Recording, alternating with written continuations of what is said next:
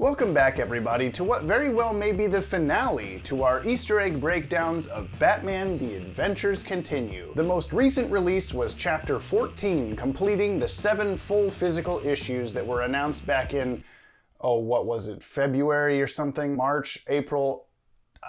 It's all a blur. This thing has lasted basically all year. With all the crap that's been going on in 2020, at least we got Mr. Wing out of the deal, right? Like every chapter before, we're gonna be going through all the Easter eggs, timeline clues, general points of interest here in BTAC Chapter End. That is, until the holiday special that just got announced comes out. More like Batman: The Adventures Never End. And now, for perhaps the last time. Corrections Speedrun! Something in parentheses. Jason stealing from Leslie Tompkins may be in reference to his New 52 origin in Red Hood and the Outlaws #0, where Batman caught him doing the same thing. Thanks, Alex Crespo is Awesome Sauce the movie. The water trap Jason puts Tim in is very similar to the one Joker puts Batman in the BTAS episode Be a Clown. Thanks, Stu3R14, also thanks to that name I'm not going to embarrass myself butchering, for pointing out it's for some reason basically the same thing Triss experiences in her fear simulation in Divergent, complete with shoving clothing in the water pipe. Really puts the Divergent in Divergent, wouldn't you say?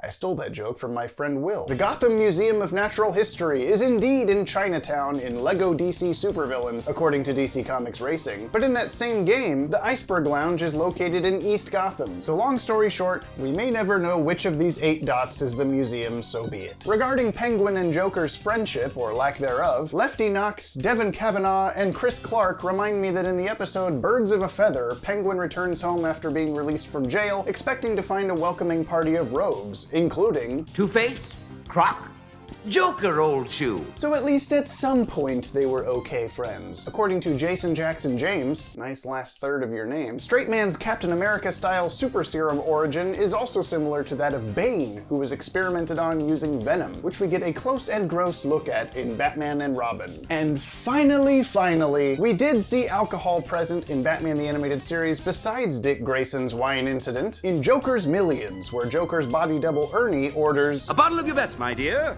for my guest. At the Iceberg Lounge again. Unless he just wanted a bottle of their best soda cola. I guess we'll never know. 1. The cover here is very reminiscent of the new Batman Adventures series logo. And will Nightwing's inclusion on this cover mean he's at long last going to be in the comic? Spoilers. He's not. 2! Man, I'm gonna miss these title cards. Really fun BTAS style stuff. A round of applause for uncredited Randy Mayer. 3! This first panel, I could have sworn they were gonna actually do it. They were gonna bring in the Batman Who Laughs. But no. Back in March, Ty Templeton, presumably under the impression that all the new action figures would appear, said that BWL would be in the comic. The lie detector determined that was a lie. Or Joker will crash the Christmas party in the holiday special dressed up for Halloween. Joker also said this "oh there you are" line to Batman in Wild Cards. And for being blown up the last time we saw it in animation, this Killer Croc hideout is looking pretty ship-shape. Maybe this is actually the upper level back here in the dark that we never got a good look at? If so, kudos to you, Ty. That's some Data Boy level thinking there. 4! Hey, Jason's jacket logo is red this time. You didn't let us down, Monica. In fact, you really never have. The art has been the best part of this series. Blue skies, red hairs, and yellow bat suits aside, thank you for blessing us with your presence, madame. 5! Shall we start before your boy Wonder becomes Patrick from the Batman Beyond episode Rats? I like how Tim's just in this transparent glass box, and Jason doesn't notice him casually removing his cape to stuff the pipe up. You know, if Jason hadn't changed him into his Robin costume, he wouldn't have been able to escape. Did Jason do that on purpose? Did he want Tim to escape? He helped the Bat family figure out Slade was a bad guy earlier in the series. What the heck was Jason's motivation ever anyway? I guess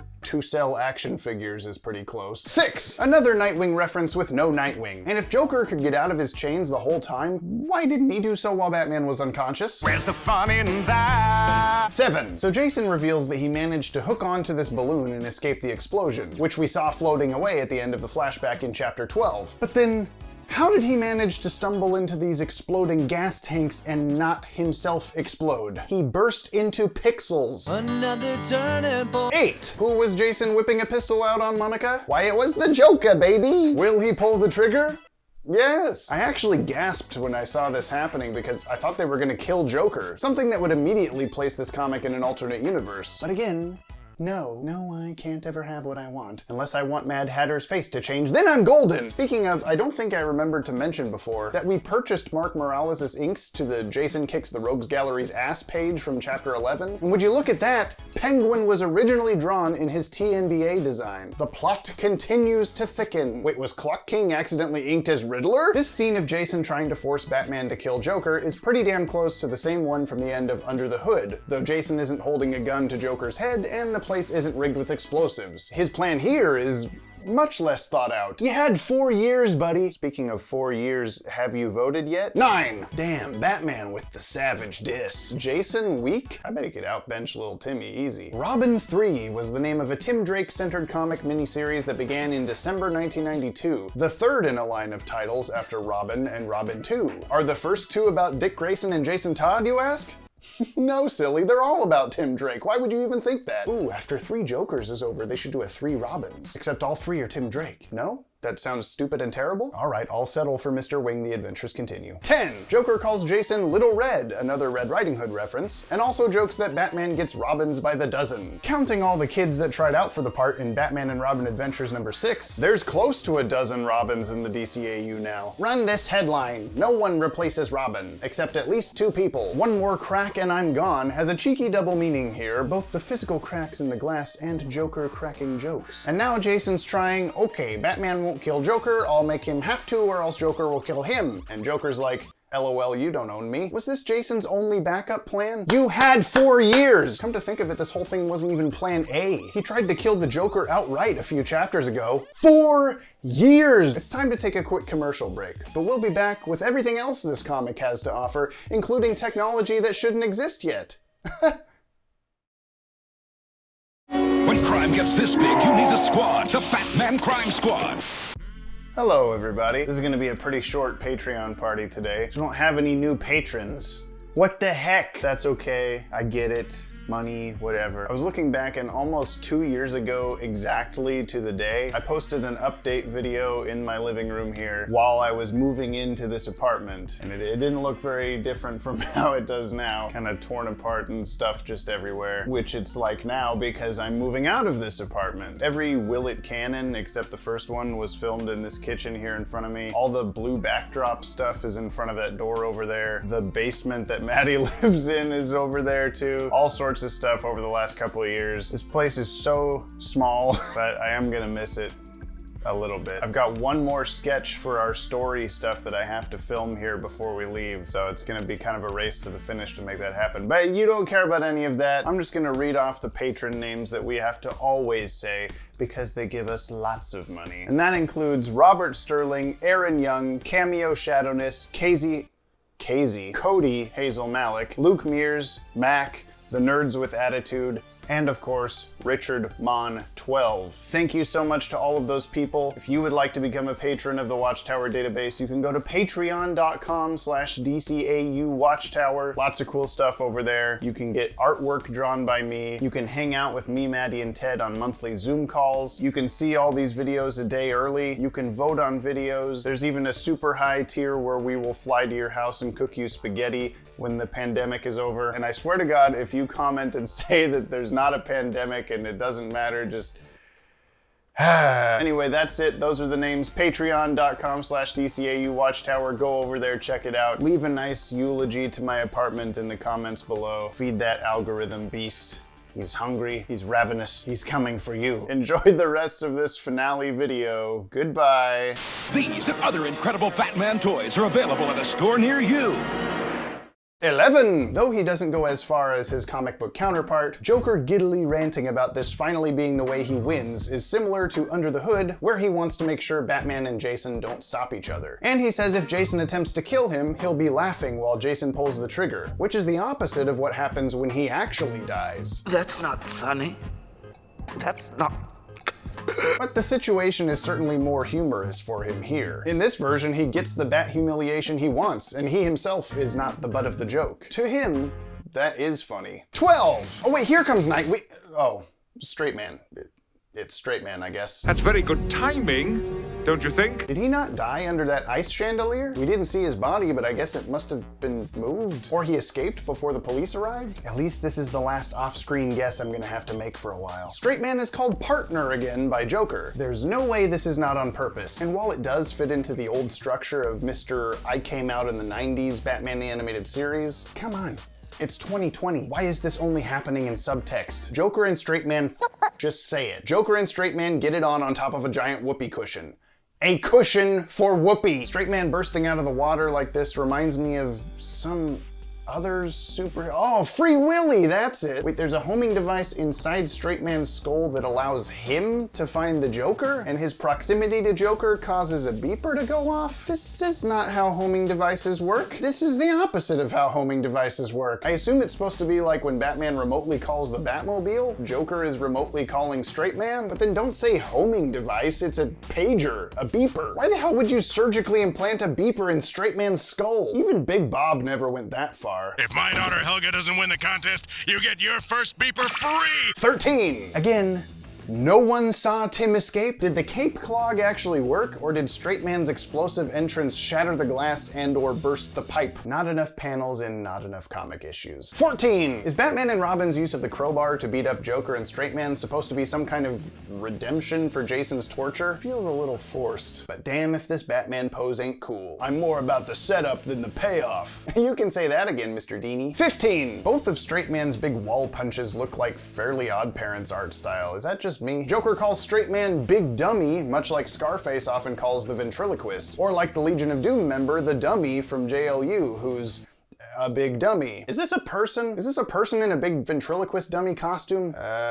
Pretends to be a ventriloquist dummy. Yes, okay, he's a person. A person who did absolutely nothing on this show. I threw a rock at him. 16. Characters falling off a sewer waterfall of sorts is similar to Bane's lair in The Dark Knight Rises, where he disposes of his victims. And assuming we're still in the same DCAU timeline as normal, Joker won't actually die here, so it's yet another Joker death fake-out, like the shark, or the chimney, or the marble-filled Lexoplane. 17. Did Batman throw the crowbar, or is this just the velocity the water carried it into the wall? Some serious speed on that thing to stick and hold Jason's weight. Either that or Croc really skimped out on the bricks for this part of the hideout construction. This wall is made of styrofoam. The Red Hood mask is cloth confirmed. And since when has Jason had this many scars and cuts on his face? Is most of this from Straight Man just now? In Chapter 2, he didn't look nearly this messed up when we saw his face in full lighting. He didn't want Leslie to see it. I guess this version of Jason is Red Hood and Victor Zsasz. He's been carving another mark on his face every time we guess who Hush might be. Bruce, you don't know when to give up on me.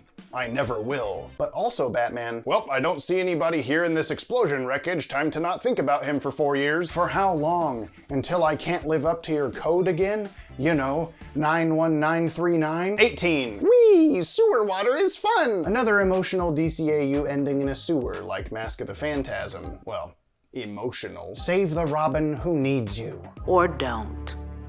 It's your choice. 19. Why is there a batarang stuck in this wall? Is it the one Batgirl used to blow up the manhole cover? If so, why does it still exist? Is it the other end of the line she's hanging from, like a pulley system? I don't see the line attached to it. Is it a hidden Easter egg batarang? Have there been hidden Easter egg batarangs this whole comic? Quadcopter drones like the ones seen here weren't mainstream until around 2006, so we've got smartphones, 9/11, Family Guy chicken fights, and now drones. When isn't this comic? Though I guess these are like bat drones. Wayne Enterprise is working overtime these days. Do your stockholders know about this, Bruce? There's no sign of Jason. I've had my foot-long flying GoPro mounts shining flashlights on the surface of water for their 15 minutes of battery life. Time to call off the search. Figures and vehicles each sold separately. 2 times the might, 2 ways to fight. It's Batman's new duo force. 20. Batman starts to question whether having partners is really for the best, for their safety and livelihoods, which is similar to his sentiments throughout Batman Beyond Return of the Joker. But then Batgirl and Robin convince him it's okay in like 2 seconds. Better put those thoughts to rest until 40 years from now. Now being past 9/11 and drones, but less than a year since Tim became Robin. I'm not going anywhere.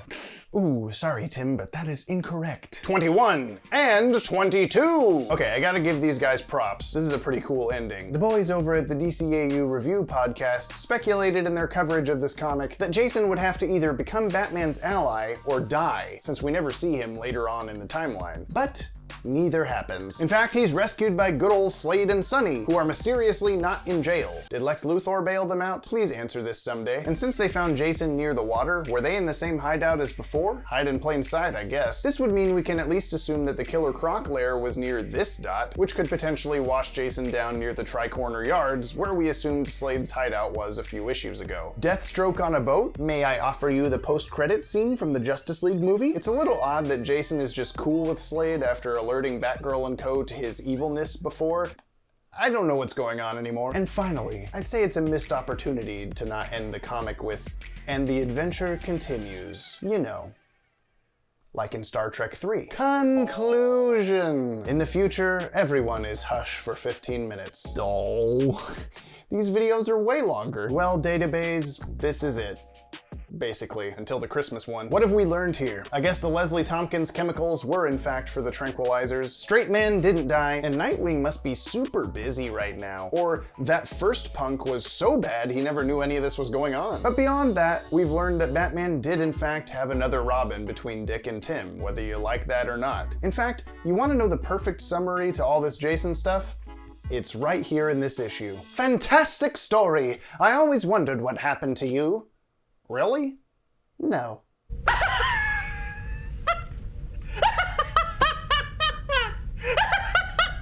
Data, why are you laughing?